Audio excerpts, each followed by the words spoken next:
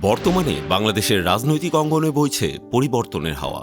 সরকার পতনের পর হিড়িক পড়েছে পদত্যাগের। বিভিন্ন খাতের ঊর্ধ্বতনরা পদ ছাড়ছেন প্রায় প্রতিদিনই। এই ক্রান্তিলগ্নে যখন দেশের রাজনৈতিক প্রেক্ষাপটের উত্থান পতনে তোলপাড় চলছে, তখন ক্রিকেট অঙ্গনেও ঘটতে চলেছে এক আমূল পরিবর্তন। কারণ বাংলাদেশ ক্রিকেট বোর্ডের সভাপতি নাজমুল হাসান পাপন পদত্যাগ করতে রাজি হয়েছেন বলে জানিয়েছে বিসিবির একটি সূত্র।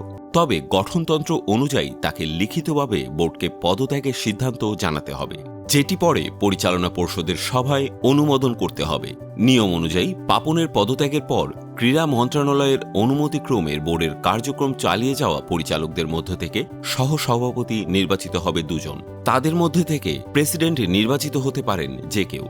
কিন্তু এর বাইরে গিয়ে সরকারি হস্তক্ষেপে যদি বোর্ডের পরিবর্তন আসে, সেক্ষেত্রে আইসিসির খড়গ নেমে আসতে পারে। তবে ক্রীড়া মন্ত্রণালয়ের সঙ্গে যোগাযোগ করে ক্রিকেটকে বাঁচিয়ে রাখতে যে পথ অবলম্বন করা প্রয়োজন, ঠিক সে পথেই চলার চেষ্টা করবেন বিসিবির পরিচালকরা। এদিকে অক্টোবরেই বাংলাদেশের মাটিতে নারী টি-20 বিশ্বকাপ হওয়ার কথা রয়েছে। এই টুর্নামেন্টকে ঘিরে নিজেদের কার্যক্রম নিয়ে দফায় দফায় মিটিং করেও কোনো কুলকিনারা করতে পারছে না দেশে থাকা বাকি পরিচালকরা। তবে এই টুর্নামেন্ট আয়োজনে যেন কোনো বাধা না আসে, সেদিকেই এখন বোর্ডের সব নজর।